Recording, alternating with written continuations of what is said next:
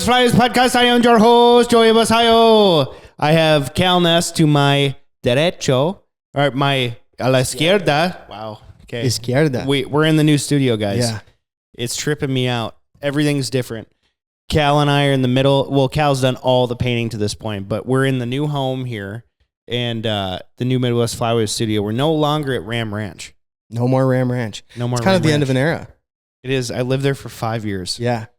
I'm going to miss it. I'm going to miss it. Yeah, I'm going to miss going out in my backyard and shooting geese.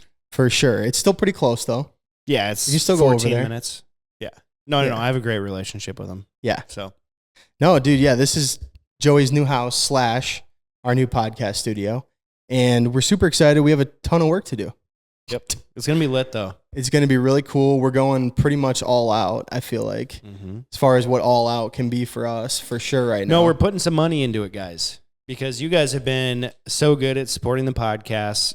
We're going to go all out on the studio, get new cameras, get new mics, get everything. It's going to be epic as shit. And right now, obviously, there's cords everywhere. Cord City. Cord City, bitch. Cord City, bitch. Yep, that's what it's been. Rack City. It's been Cord City. You just can't. You just can't. Can't not say Rack City.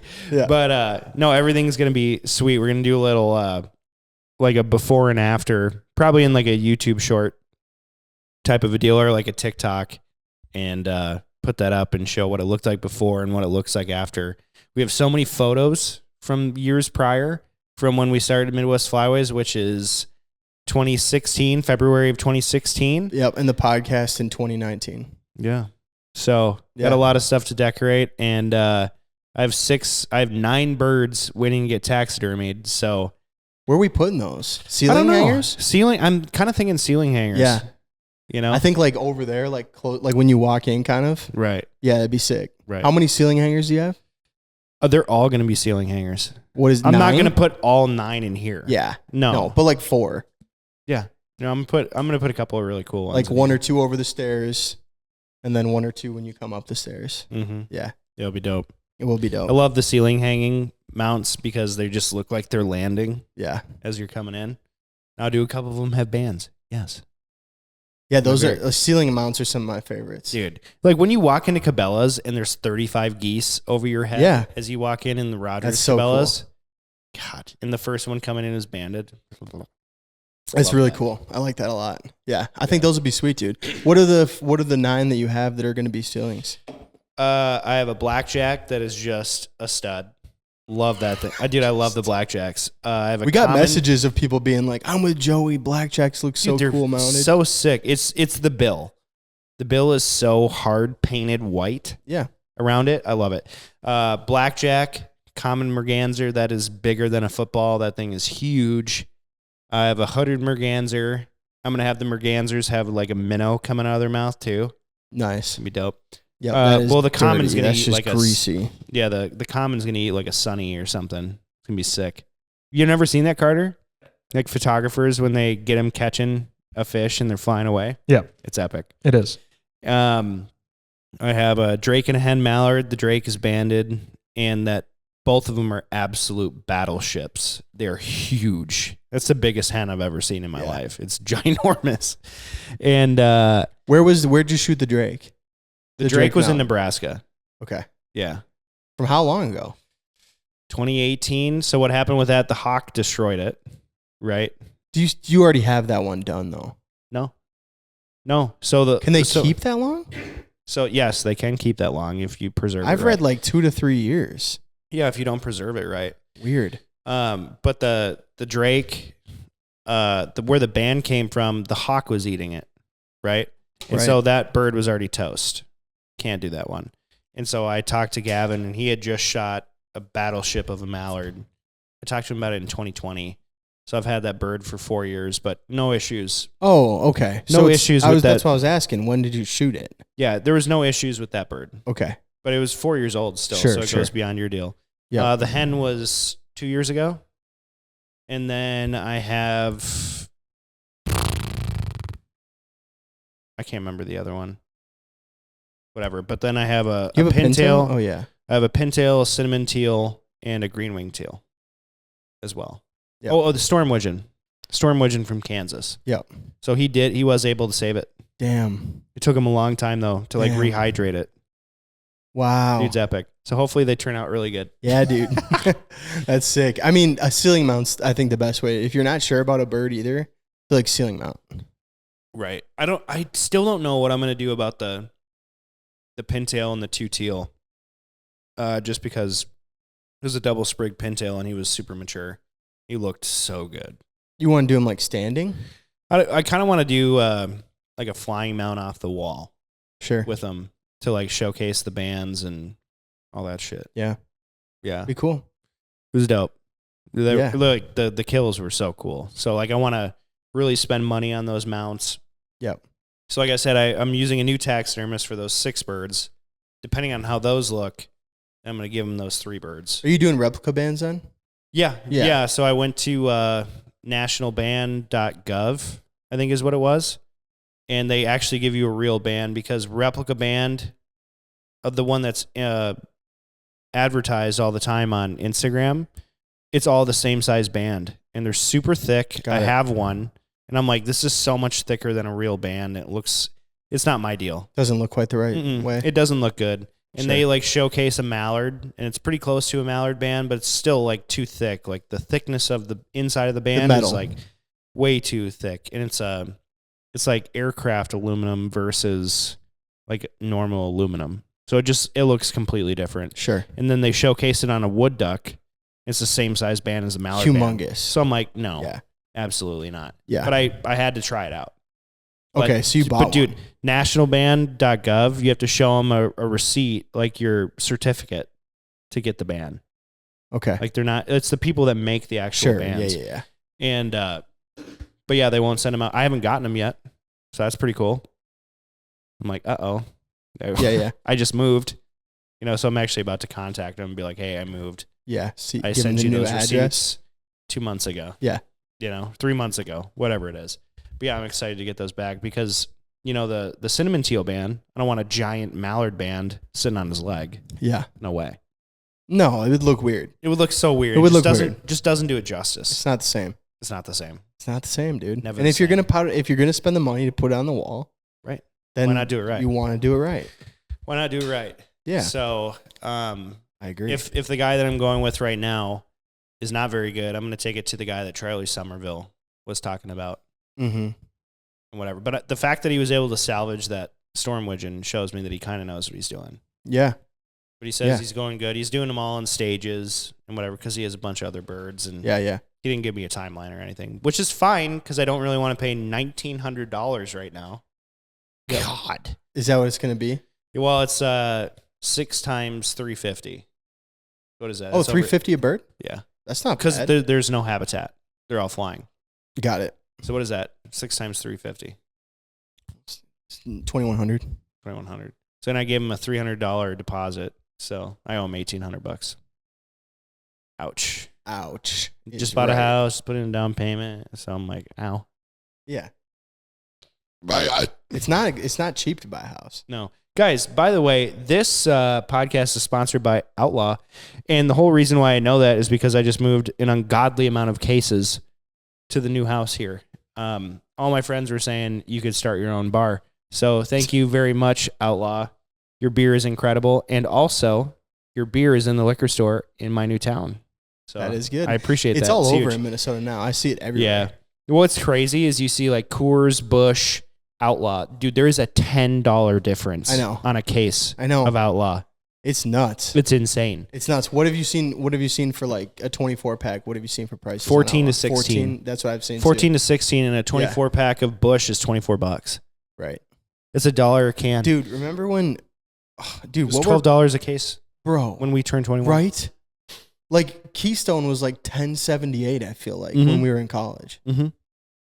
You were a big Keystone guy. Yeah, big when we played Beer Olympics. Yeah. Oh, you're a big Keystone guy. Dude, yeah, absolutely. 30 rack, easy, pure water. Easy. Pure water. Can Jam, Cal's like, I don't even care that I lost. Boom, boom, boom, boom. Yeah, dude. Keystone. You were just dehydrated. You need some Keystone. Big time. I was very thirsty. But anyway, guys, obviously, this podcast is sponsored by Outlaw, so go and get yourself some Outlaw because you're gonna like it. Can't drink anything else these days. Save $10 and try it. Yeah, for sure. Yeah, man. So it's the off season, and I'm like, it's one of those things where like now with how much you and I travel and stuff, like you get to the end of the year and with family and stuff, you're just like, oh my gosh. You just got back from Mexico, bro. Yeah. Nightmare. Yeah, we got back from Mexico. We'll get to that. But at the end of the year, it's like you need a minute, to like get yourself together, and you're like, holy shit, like I've neglected everything going on at home. Right. So you need a minute, and then there hits like, you hit like a month or two later. Then you're like, man, kind of bored. Dude, Cal goes, hey man, when I'm going to do all of this before I leave for Mexico, and the day that I get back, I'm going to come back and finish up the walls for painting. If you don't have time, that's fine. I understand you're trying to move your family. I'm like, Cal, there's zero fucking chance. You are coming back the same day that you get back from Mexico, traveling internationally. What is that, 8-hour flight? No, 5-hour flight. It's like 4.5, 4. Yeah. 5-hour flight. So this dude is like, I'm going to come and spray the ceilings black. I'm like, no, you're not. Call you Sunday. You're like, I'm definitely not coming over. No, dude. Yeah, Mexico was woof, dude. That was your first time traveling with a kid, right?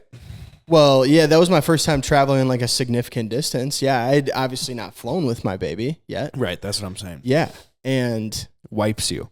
No, bro, it doesn't just wipe you. It's a nightmare. It's a literal nightmare, dude. Now picture. No, why do people go? Dude, let me give you a piece of advice. Anyone out there listening? Mm-hmm. Hey, dude. First of all, if you travel with your child, bring a medicine cabinet. Just facts, dude. Because your child is definitely getting sick when you take them to the airport. Right. 100%. You will have they're putting their hands in their mouth, dude. You'll have a sick child on vacation if you fly somewhere. That's just a guarantee. Secondly, just don't fly somewhere with your kids. That's true. When they're like a baby. I'm sitting there and you've spent thousands of dollars to fly somewhere and stay somewhere. And you're sitting there in this place that's you're like supposed to be relaxing in, but your child's sick and you don't have any of your shit and you spent thousands of dollars to get there. And all you're doing is playing doctor and not sleeping at night because your child is sick. So that's what I did over the course of the last week. It was, what I would say, my dad would always say, it builds character. Definitely built some character in the last week. Tell you what, traveling with my kids built some patience in me. Yeah, patience. That wasn't there before. When you pray to God and you're like, God, please give me strength and please give me courage and give me patience. He's not just going to give it to you guys. He's going to give you opportunities to grow in that area. That's right. And tell you what, stop praying for those things because what he gives you, the opportunities are just insane. Picture flying to New York. No, dude. With two children. No, Joey, listen. And filming a video. Hold on. Nightmare. When we were on the plane, I literally was telling Annie, I said, I can't believe that Joey flew with both of his children and his wife to New York. And then, dude, that wasn't the end of your trip. And then? What'd you do? Oh, you took a fucking train. I took a train. Into New York City. Yep. Yeah, with your two children. Public transportation, and your son baby. was how old at that point? How old was he, Carter? September. So September. like 5 months? 6 months? Yeah, about 6, 7 half months? a year old. Yeah, about. I mean, psychopath. Yeah. No. You're a psychopath, dude. Yeah. I tell you what, it taught me. Never again. Right. Never again. Right. No, dude, trust me. Well, it's not the part of like just traveling with your family. Right. It was the part of public transportation with your hunting shit. Oh, yeah. No, I can't. Like, I'm carrying 13 fucking bags and a child. Well, a child that likes to wander, mind you. Did you get on this train with your fucking guns and shit too? No. I left it in Albany. Okay. Yeah, I left it. We flew into Albany, and then we went to where we went with Twin Valley And then you took the Outfitters. train back to fly out. Yes. Okay. Yep. So I was like, Jordan, I'm not taking this freaking shit on That the was- train. that He was a goes, good they call. wouldn't let you bring it into the 5 points anyway. He goes, That's a good call. You should leave it here. I was like, sounds good. I was gonna say I can't imagine going on a fucking train and like getting into New York City. And when my dad's cousin came and picked us up, he's like, "Holy shit, I'm gonna need a second vehicle. I'm gonna send my son Brian here to come and grab you. Joey, are you okay waiting at the train station by yourself?" I'm like, "Yeah, fuck it." So he took my wife and the two babies and like most of our shit, and I'm sitting on the street corner and I'm like, "Oh shit, oh god." I'm in it. And he got there in like 10 minutes. But I'm just like, I'm starving and I need 48 beers right now. No, dude, you're insane. I mean, that is crazy. It was a hell of a trip. It was fun. Like after our shit. Like I had so much fun hanging out with my family. Like, could never go back there without seeing them. Zero shot. No, and that's now am I bringing my children? No. That's cool, but yeah, we came home, we were just like, I don't think we'll fly with Ruby again for a while. Dude, you gotta wait till she's at least like... It's just not worth it, man. 2. You gotta wait till she's at least like 2. Shit, I don't know, dude. I'm thinking... You only have 1, bro. I'm thinking 4. I don't care. You only have 1. I don't want to fucking hear. I don't care. I have 1 and I'm not doing it again. You know? Like I said, I can't believe you did it with 2. I've done it multiple times with 2. On a plane? Yeah. What have you... Oh, Arizona. Yeah, now that I think about it too... Like I was telling Annie, I thought you were a psycho for doing it to New York.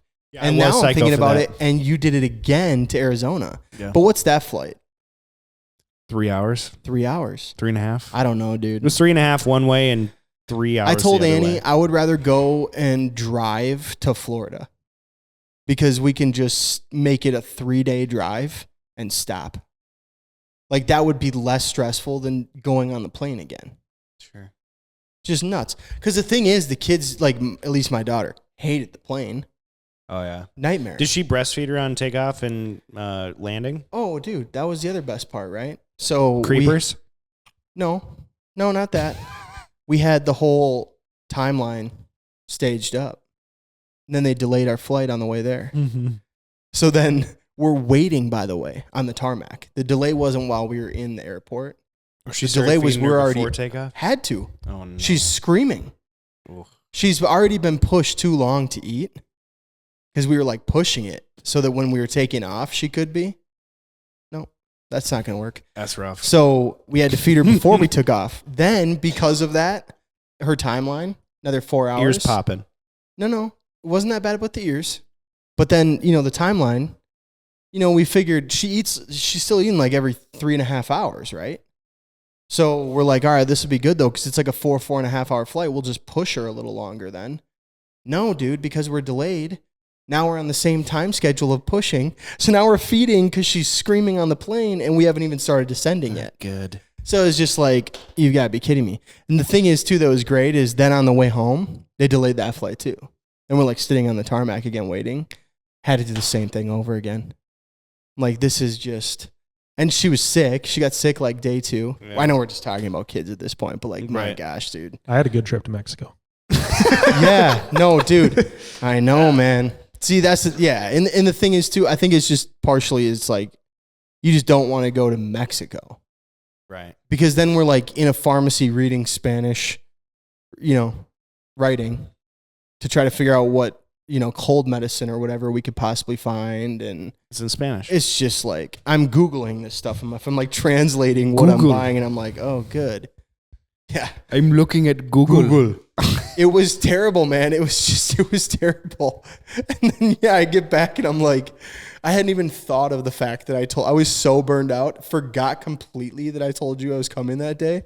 Joey calls me and I'm like, I missed your first call, and then I went back to my phone, and I see I have a missed call, and I'm like, fuck, that's right. I was going to go over there today. Absolutely no shot. Oh, my God. No, it's just, all I kept saying to Annie was Eric Andre, nightmare. Like, that's what we were in. It was just a nightmare, dude. Guys, if any of you haven't seen the Eric Andre show, and you're over the age of 18, please go watch it, because... Have you seen it, Carter? I've seen that clip, yeah.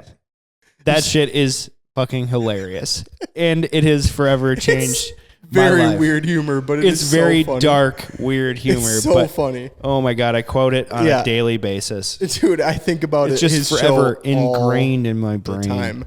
Yeah, I love the one too where we're just gonna get into the weeds.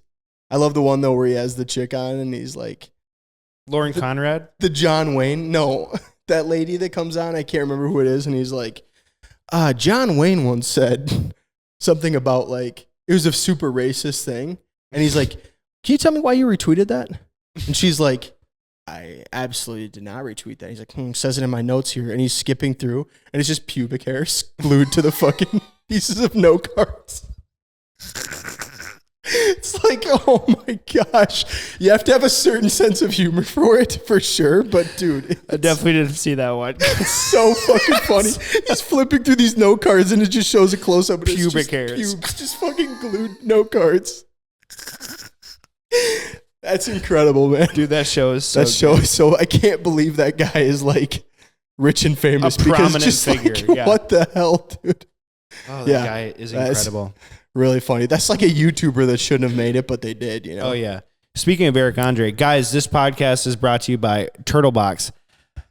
If you want to listen to Eric Andre on your Turtlebox, go ahead. But that was such a good segue, dude. By the way, speaking of Turtlebox, we are still giving away Turtleboxes, guys. Yep. And it's for podcast listeners and Instagram followers, not to Carter. He raised his hand because he wants a Turtlebox. Absolutely not. Now, if you guys like that, comment true on our next Instagram. Carter ran over his Turtlebox, dude, with his car. No, that's incorrect. It's not the story your friends told. Okay. Well, it's incorrect. But yeah. Just saying, dude. Yeah. It still works. Yeah. It's crazy. It's pretty crazy considering you drove over it with a car. Okay. I did not. Do you want me to tell you what happened? Yeah, let's go ahead. We were driving on the ice and, you know, like side by side and then the sled behind you. And it was in the sled behind us and hit a little snow bump and it popped out. So it hit the ice going real quick and then skid for another, 100 feet. And front of it, perfectly fine. Couple broken, like, of the grate. On the bottom, like, a big ice chunk must have just hit it. Huge hole in it. It's not waterproof anymore, but it still works perfectly fine. Yeah. It's right. The thing is, you've also told us stuff in the past that, like, just, I don't know. Remember that huge pothole we were going to hit? Okay, come on now. That was a big pothole. In Canada? That was a big pothole. Found it. Yeah, Carter is an exaggerating man. Right. Cal rode in my car. Imagine going down those roads in my car. Yeah, but Carter, I mean, every pothole you would hit in that car, you would think you were going to die. That one felt big. Dude, I rode in that car one time, and I thought I was definitely dying. It's worse now. Like, it's like it doesn't respond to the turning. Oh, it doesn't have power steering? No, it has power steering. You turn, and it, like, the whole car, like, the weight of the whole car does the shift. It's like a golf cart. Yeah. Golf cart has way better suspension than my car, though. It's like a golf cart. But scarier. Delayed steering. Yeah. It's delayed steering, yeah. Yeah. The wheel and then you need to turn it a couple of times for it to register. Yeah. For the gears to lock. Yeah, you know how, like, you can do this when it's icy roads and check? Just straight. Just Carter driving Carter's normal. turning the wheel 4 times in order to... I have one of those little knobs on there that you just crank it. Yeah. Yeah, forklift. Yeah. Do you actually have a knob? Yeah, I was going to say that would make sense. That's illegal? To have that in your vehicle? Oh, really? Yeah. No, I didn't know that. Why the hell would I know that? I put one on my steering wheel one time. I got pulled over. That's for, like, people that are 80, bro. No. I just, like, you know how nice it is to have that little knob on your steering wheel? It's incredible. No, dude. Oh, it's sick. No. It's sick, dude. You having them on lawnmowers is sick. You literally had a knob? Like, you were knobbing it? Yeah, I was knobbing it. I wasn't, like... knobbing it like a honker, you know, like I wasn't grabbing a woman's boob. How'd you grab it? I just put my wrist on it. Yeah. You just go like this and it just spins so effortlessly. Same with lawnmowers. That's awesome. Oh, yeah. Yeah. Big time lawnmower guy. Yep. Yeah. I've mowed more yards than either of you could ever imagine. And never in my dreams have I had it's incredible. The rotating, the claw. It's the best. No, it's incredible. The hook. You know, it does wonders for your joints. You know? That's what I'm saying, big bro. arthritis guy. Right. Very scared of rheumatoid. Yeah, man. No, whenever I see those, rheumatoid arthritis. You know what I mean? I imagine like an 80-year-old dude that's on his way to play golf. Anyway. And it's a 10-minute drive. Waterfowl. Okay. Okay. Guys, I'm in a little bit of a conundrum here. Just bought a home. as we talked about earlier, and I have 2 children and a wife, right? And I have a job where I'm needed every day. But I still want to go kill shit so bad. And I pushed my luck so hard through our normal season, like September through January. Told my boss, I told my wife, told everybody, I'm done. I don't need to do it. Every year, February rolls through and I'm like, I'm not going to Arkansas. Fuck that shit. And then March rolls through and I'm like, yeah, that's what I was saying earlier. It's that time. They've been womping snows. I know Jake Whiteman, by the way. He has some open spots. He invited me out again this year. We shot a video with him last year. We were killing like an average of 30 birds a sit. Mm-hmm. And it was great hunting, man. It was so much fun. You unload the tube every flock, no questions asked, and you watch 5 to 10 drop on every flock, as they're getting in. And he doesn't. If Joey's not shooting. If Joey's shooting, then no. Yeah, Carter shot his first triple the other day, and he was really proud of it. Shut up. The other day? I shot his first triple. No, I found it on my camera roll from a long time ago. Oh, sure. And I sent it because Joey doesn't think I can shoot. It was pretty good triple, though, right? It was great. Yeah, it definitely looked double tapped, but it's fine. Hey, the people I hunt with, they're not hitting them, so I know it wasn't double tapped. I'll be sure to tell the Morris boys that. Go ahead. I tell them. Devin's a bad shot. But anyway, Jake has some openings. His number is 218-686-6452. Just doing it right now. Let me tell you. Oh, yeah, just call him right now. Oh, shit, okay. No, he's got some unbelievable pits in like the best flyway migration area. And honestly, I had so much fun in his pit. And the lodge is dope. The lodge is great. It's in Henry, South Dakota. It's in the James River corridor. It's fucking epic. But I'm torn because I want to go there, but I also don't want to get divorced, right? Mm-hmm. And I also want to make progress on my house/podcast studio. And I need to make money. So, right. It's like, can I take off a couple of days to go out for 5 days? Because when does he want you to go? Oh, he gave me the dates. I can't remember. But it's like a couple of days in March and then early April. You're going. I think I'm going to have to go. Yeah, I know. I think I'm going to have to go. In early April. But I also want to do the special trip, with you. We still got to figure that out right. If we're even going to do it. I don't know if it's even possible. Is it possible? I don't know. I guess we have to figure that out. I don't know. We got to figure that out. That's that crazy. burp is sponsored by Outlaw, by the way. It's crazy. That was a crazy burp. Felt so good. Did it? Felt so good. It's good, dude. No, so like yeah, you're gonna do it. You're gonna go hunt. Every year I get filled with this like hope. You're just gonna go out there and you're gonna have 100 bird day, or you're gonna. All I need for white geese is like a really good flock of decoying birds. Just one good flock, and then I need one jump shoot. I need to outsmart them. I need to like sneak up on them and kill them. Is that outsmarting them? Because it's I was gonna say they're like, freaking smart, dude. You have that 1,000 sets of eyes. I understand they're on smart. you. That's tough. But like in comparison, like to hunting them in a field, it would be less of outsmarting them. I don't know, man. I'm so torn. Like I love jumping snows. I know you do. I love that stealthiness of hunting. And when you're like decoying birds, it's not, you don't have like the stealthiness. Yes, you have a hide, of course. You have a hide. But when you're a kid, you're like, I'm going to sneak up on this deer. I'm going to sneak up on this rabbit or squirrel, and they're not going to move. If they move, it's because they saw me or they heard me, So the same thing kind of applies to like snow goose hunting or like jump shooting. You're like, okay, they're right over that road. If I crawl in this ditch for a quarter of a mile, if I park my truck way back here and I'm on my hands and knees and I'm going across this ditch road and I have permission on that field, depending on what state you're in, right? It's just like, there's all those factors. And it like, sometimes it takes like 2-3 hours to get to the jump. You feel like you're like a soldier. You just feel like you're special ops. I think you're like a Civil War soldier. You feel like you're special ops. And we don't have the drainage ditches that they do in Arkansas, So like you really have to be mindful of like how high off the ground you are and all this stuff. Yeah. I don't know. It's really exciting for me.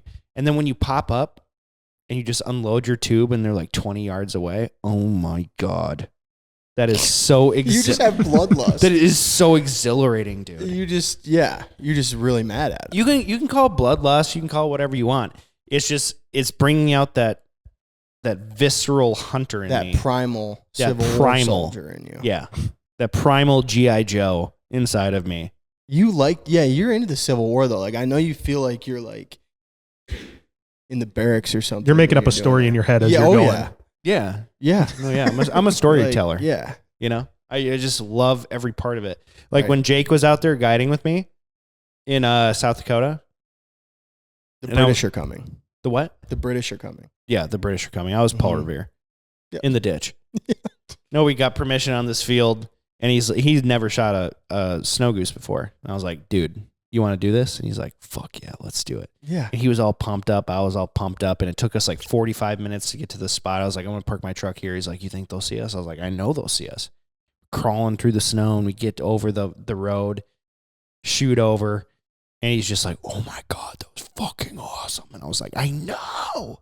You know, it's just so much fun. You should call Jake, see if he'll go. Yeah, no, he probably would. Probably would. I bet you he would. I bet he would. He's done with his shit, like his busy season. Yeah, I'm not sure when that ends or not. But we should get him out more. We should make him come out more. I called him already. And I was like, dude, you need to give us a couple times. You could probably come this year. Yeah, we'll just set it aside. Yeah. Like once in November and maybe once in the spring. Yeah. You know? Yeah. Like I'm not coming to butcher deer. I'm taking 2 days off of work before the weekend, and I'm going to fucking hammer it. He gets just way too busy. Guy's just at work all the time. Money guy. Just big always at guy. work. Mm-hmm. Yeah. Yeah, man, I totally get it. I don't feel the need to go jump shoot. That's just a personal thing. It's just I'm just not that into it. Need it. Right. But I understand why you do. I've always known that you love that. Do you think it's a it's a lot of work type of a deal, or you're just like, I have no need. I just enjoy putting them into the decoys. Like of course I enjoy that. Yeah, but you know that me and you have a different type of love for hunting. But yours is you just want to kill shit. Not always, no. No, I like to kill shit the right way. Relationship. I like to kill. I know. I like the relationship. I'm not saying you don't. I'm just not saying, as romantic as you. That's right. Give me blood. That's right. Yeah, you want. I'm not going out there to watch the sunset, dude. That's exactly it. I'm not going out there to watch sunrise. Bingo. And be like, hey man, wasn't that beautiful? No, dude. We shot our limit today. That's what I'm doing. Yeah, that's what exactly. I'm doing. And I don't. Mm-hmm. Right. I enjoy it for all the other things that happen with it. And snow goose is the least fun I've ever had hunting. Agreed. For sure. And here's the thing about snow goose too. It's just so greasy. It's the possibility, bro. The possibility of what? The possibilitins, you know? No. Possibilitins. I don't know that word or what you're talking about. Possibilitas. There it is. Now I know what you're talking about. Mm-hmm. No, yeah, I don't know, man. I just don't. It doesn't make me that pumped. You don't get excited when you're like, okay, how many shells of ammo should I bring? I guess you've never been on a hunt like that for snow geese, where you go out there and you're like, I'm going to bring 2 boxes of shells just in case.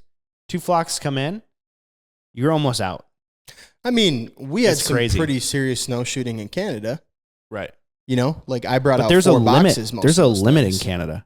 I understand that. Yes, 20 or 25, whatever it is. It's a hell of a lot of birds for the 14 guys we had out there. Right. And so you know how exciting it is to be like, how many boxes of ammo should I bring today? It's like, I should just bring a case just in case. And you got that thing right in front of you, and you're like, that first flock comes in, they do it hard, and you're like, oh God, I'm going to use half of this fucking case today. Holy shit. You know, now that's once in a lifetime when you use half of a case, but it's just the possibility of going out and just absolutely wiping them out. So are we talking about enjoying snow goose hunting then, or are we talking about enjoying jump shooting? Snow goose hunting. Snow goose hunting. Mm-hmm. Yeah, I mean, look, I still think, like I said, I'm getting that itch right now. I don't care that much about hunting snow geese. If I get to go, great. But like, I'm feeling like, oh, I miss hunting waterfowl right now. You know what I mean? Yeah. That's that feeling. Mm-hmm. But as far as just like overall hunting, the part of waterfowl that I think is the least fun is snow goose hunting. It's just my opinion. I agree. Right. And I don't care. Lessers are pretty close to that. Lessers can be cool though. Yeah, but so can snow geese. You know, lessers, yeah, but I you feel have like to blow you have a your better chance with lessers.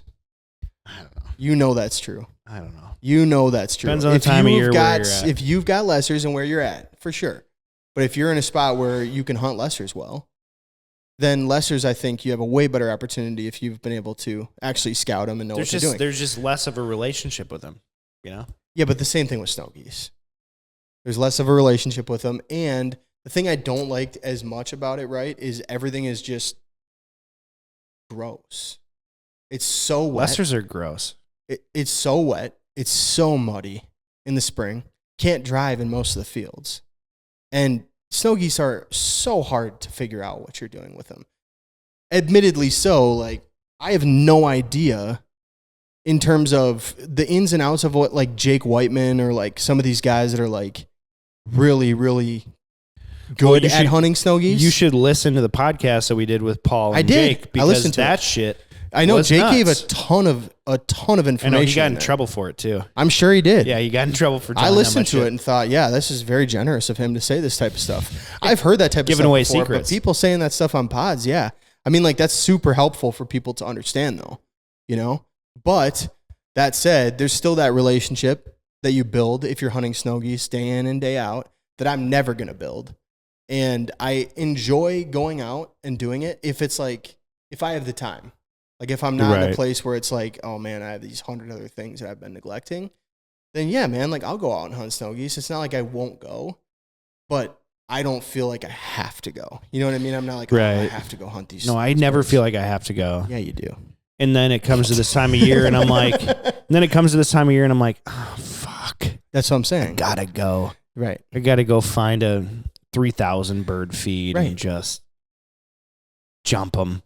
Jump them. I gotta jump them. That's what I'm saying. You know, I gotta get permission on that pond where there's 500 sitting on them, and I just gotta. Yeah. But you know me, man. You know, like, I'm writing a fucking story in my head while we're out there hunting, and I just, every time I'm in a snow goose hunt, I'm like, boo. Right. We're shooting 20 birds today. Been looking for them for 4 fucking days. We find them, they're gone. It's wet, it's muddy. Everything, you walk in decoys into fields for hours. You're not sleeping. And then you go out there and you have like 3 days of nothing, and then you shoot like 20 birds. And you're like, cool. Right. I don't know, man.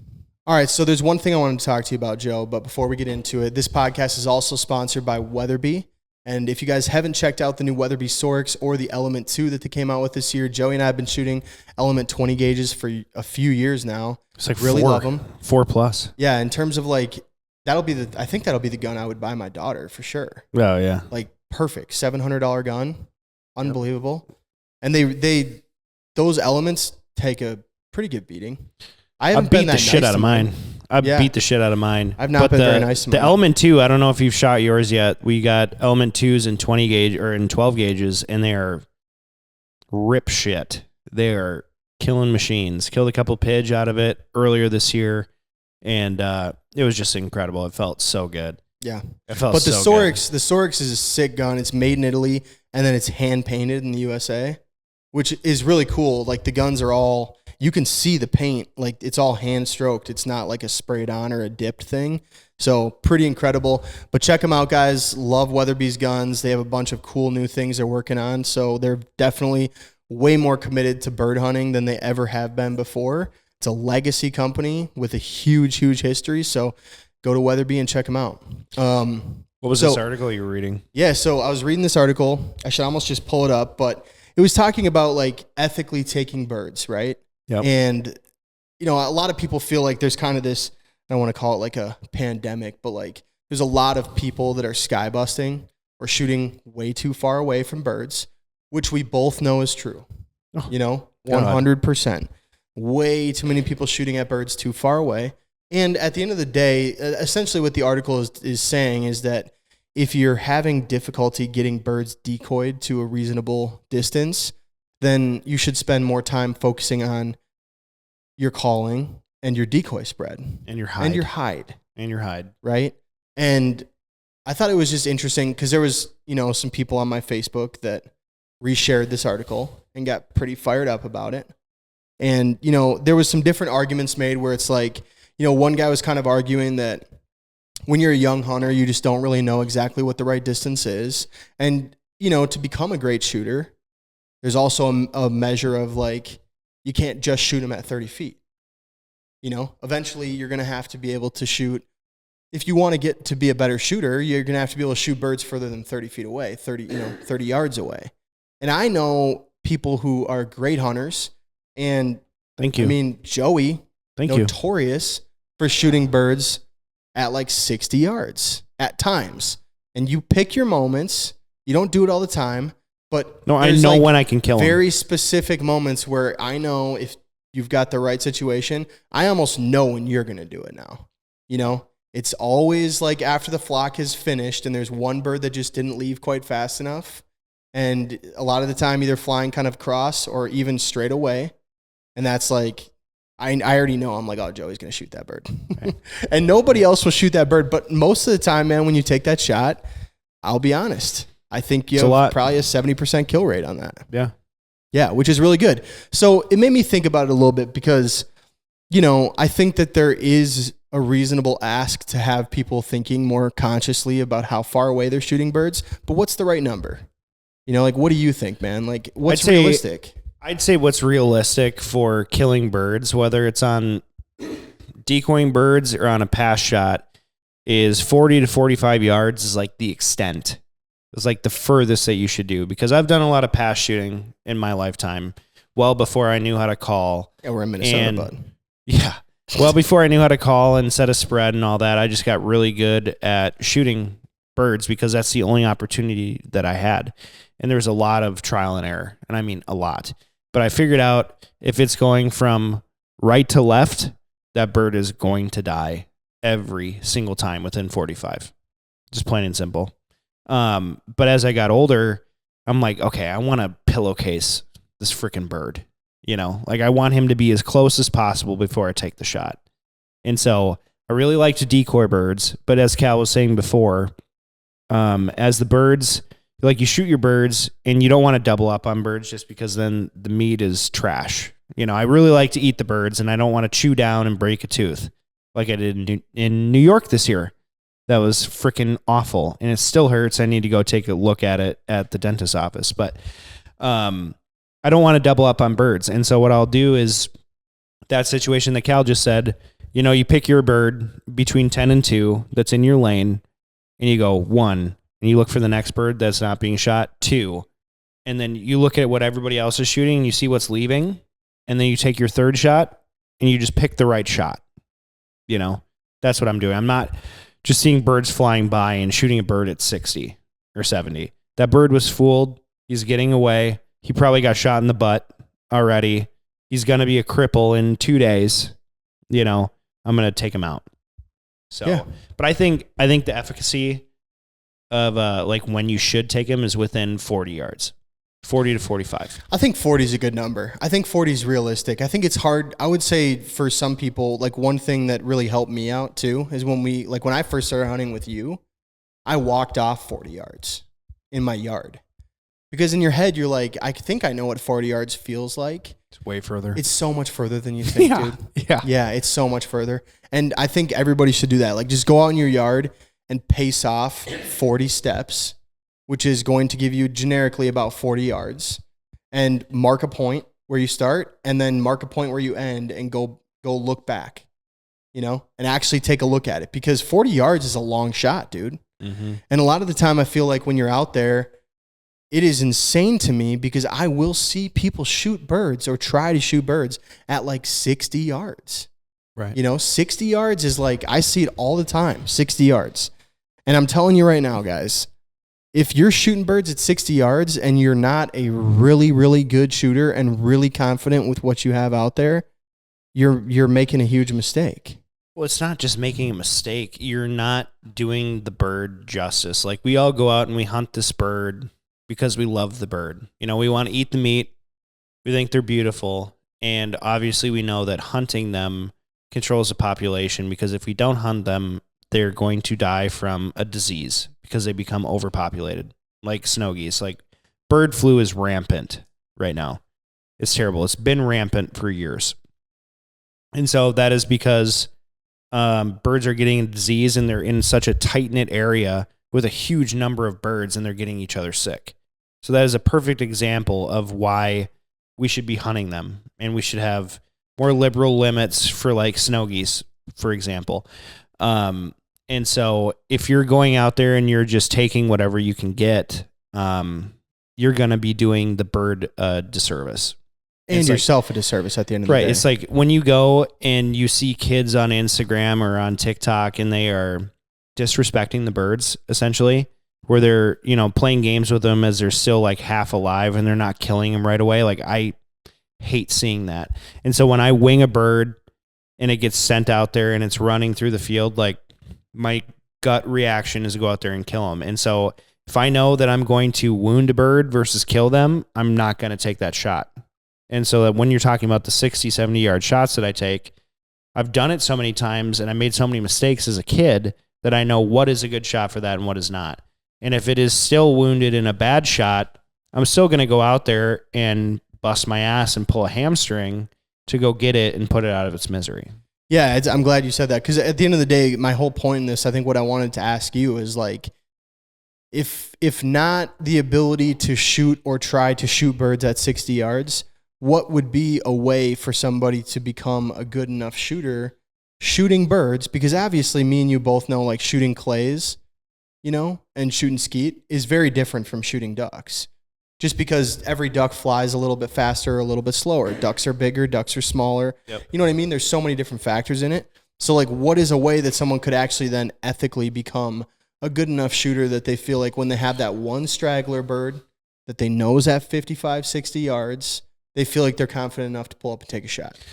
The way that I became very confident, like I said, was trial and error. So in the field, that's what I'm saying. In the field. But you can still judge it pretty well off of clays. Like, I've shot a lot of clays in my life. And how many times I've seen one BB hit that clay and it still looks like a broken Frisbee going instead of a dusted clay. Yep. That's how you know. Yep. And a clay is way smaller than a bird, but it flies way slower. So, like, when it comes out of the clay thrower, it has so much velocity at the beginning, but then it's a Frisbee. So then it loses speed very quickly as it goes further. And so if you're not able to, like, absolutely dust a clay at 60 yards, you shouldn't be taking that shot on a duck. Yeah. And so that is a great way to I would shoot to skeet. tell. Like, go shoot skeet. Yeah, skeet, versus clays.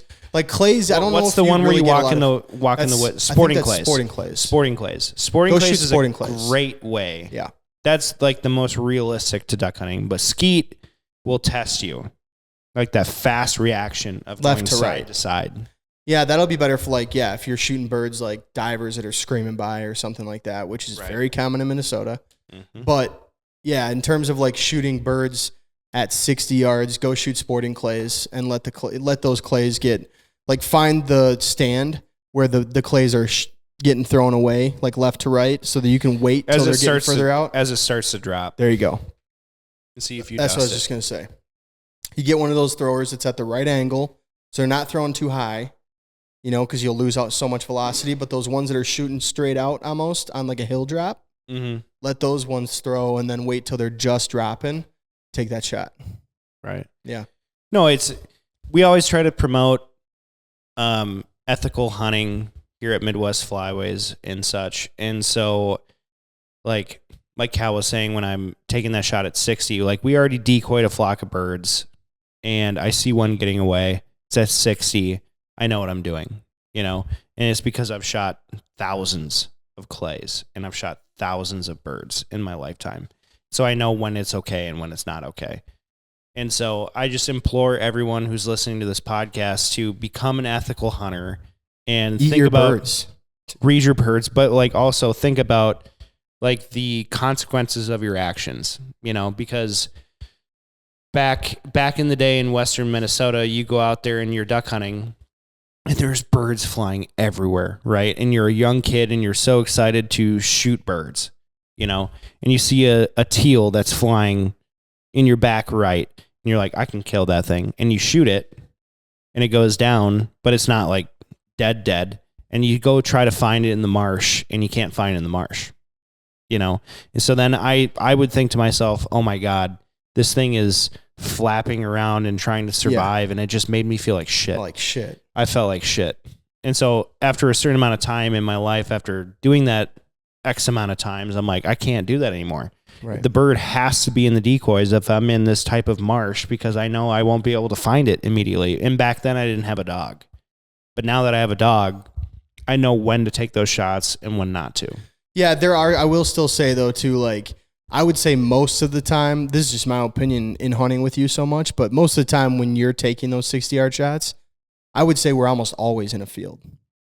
Right. Yeah, like on the water, I feel a different type of way about it on the water. Like seeing guys shoot them at like 60, 70 yards on the water just pisses me off. Well, you're never going to get You're them. never going to get that bird, You're dude. never going to get Never going to get them.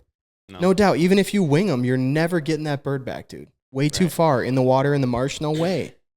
Well, the amount of times that, I don't know. Yeah. In an open field, right? Like I always feel like if you're in an open field and you wing a bird, you can at least watch that bird run around on the ground for a ways. And if you have a dog, chances are if that bird is winged bad enough to go down pretty quickly, you're going to find that bird. Yep. But whenever I'm on water, I'm just like way more hyper aware of like, let's not be just fucking shooting everything here. Like we need to pick our shots a little bit. Yeah, it's important. I would say too, when you're learning, like don't feel like you need to empty your clip every single time they come in.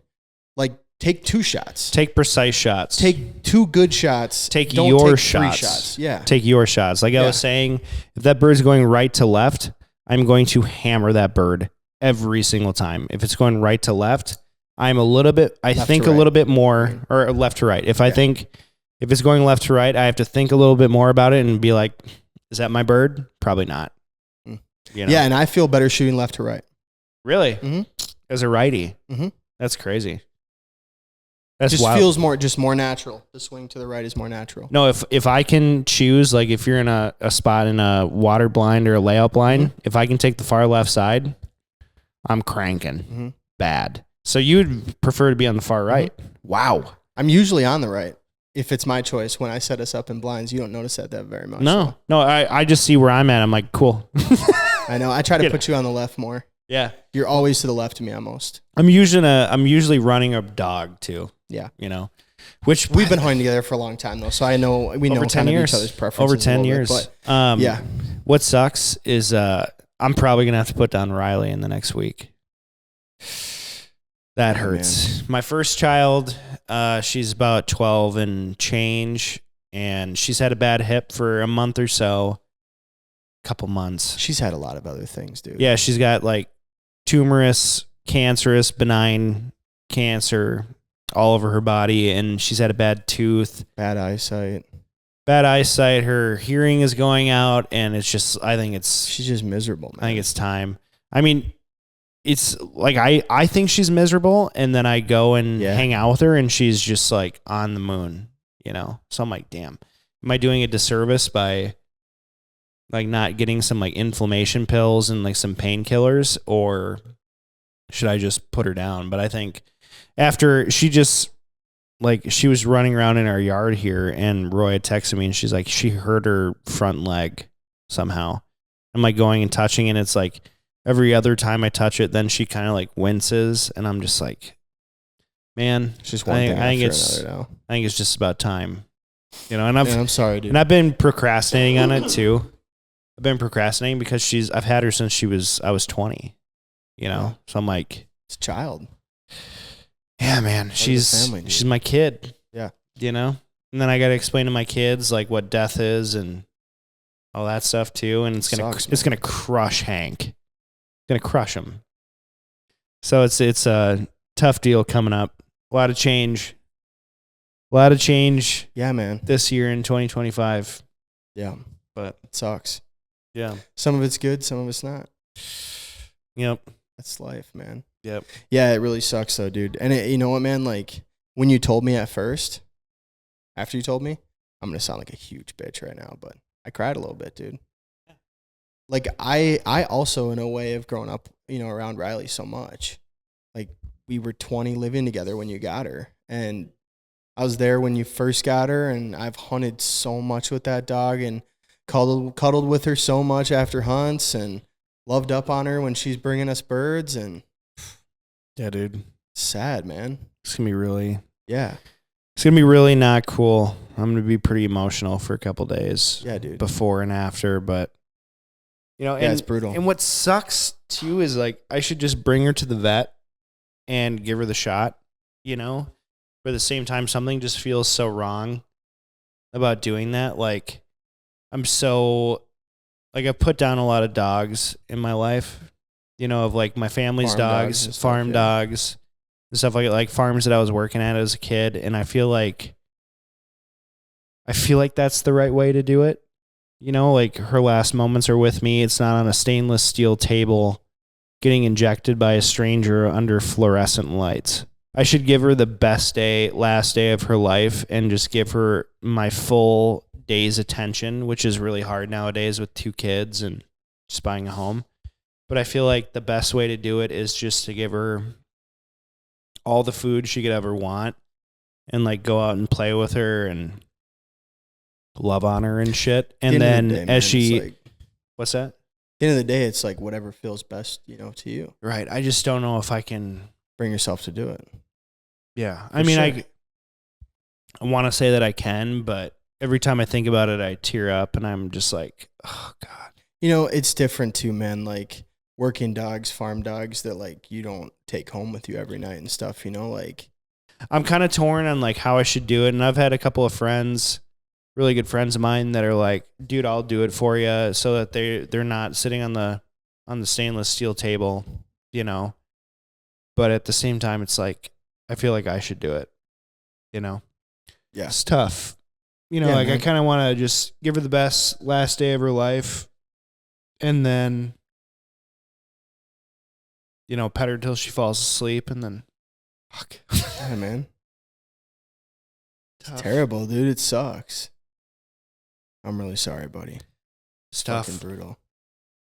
I'm just kind of torn. I don't know what to do. Just pray about it. I feel like I should have done it like a month ago, you know, but I'm just like so torn on how I should do it. But at the same time, I want to be able to like take her ashes and spread them, you know? Yeah. Sure, man. I don't know. There's not a right answer, dude. You know? Just like pray about it and just do whatever you feel like God's telling you to do, you know? Just trust that. At the end of the day, it's like, you know, they become a part of your family. Right. And it's really, really hard. And you don't want to watch them suffer and you don't want their life, you know, their quality of life to get so bad that it's like, you know, they're having the worst days of their life anymore, you know, either. I mean, obviously, as dogs age, like, things get more difficult for them. And just like humans, you know, everything is a cycle of life, dude. But doesn't make the decision any easier. It doesn't make it any easier to know what the right thing to do is. And the hardest thing with dogs, too, man, is, like, you know, they don't talk to you. So they never tell you what they would ever want. You know what I mean? And I think at the end of the day, though, dude, like, you know, Riley has had an amazing life, dude. That's what's cool, you know? And like, it doesn't make it any easier right now, but man, she has been so many places, Joe. She's seen so many things, dude. She's hunted so many different places. Dude, she'd come to work with me every day for like 8 years. Yeah, man. 8 years, dude. Crazy. I know, dude. I remember it. I remember her at all your job sites and, you know, you'd be at like meetings with homeowners and she'd be in the back seat and yeah, man, she went everywhere. But dude, you know what? At the same time, she got a lot of your attention, bro. She got so much of your love. And so much of it that like, and I don't mean this in a bad way, but like you're busy now. You have a family. Like the rest of your dogs will probably never get as much of you as Riley's gotten, which is probably making this even fucking harder. You know, yeah, the more that I think about it, the more I'm like procrastinating on it. You know, that's the tough part. But for sure, dude. I'm gonna cry really hard if I keep talking about this. Totally, so I think we'll wrap it up, man. Yeah, no, let's wrap it up. No, thank you guys for listening to this week's podcast and watching me cry. I appreciate it. And if you want to help support us, you go to Apple Podcasts and Spotify and you leave us a review, a 5-star review. 5-star reviews only. 5-star reviews only. And we're gonna give a huge giveaway at 1,000 reviews on Apple Podcasts. So that's for you. That's not for us. We're gonna give away turtle boxes, maybe even a gun. I don't know. I mean, whatever the laws allow us. We'll have a bunch of cool shit to do for that. It'll be a big giveaway. Potentially a hunt with me and Joey. Probably not, but right. Yeah, well, maybe too good for it. Throw that carrot out there. Just kidding. No, we're not too good for that. We're nobodies. So thank you guys again. Thank you so much for listening. We'll see you on the next one. Hey, dude, one more thing. Yeah.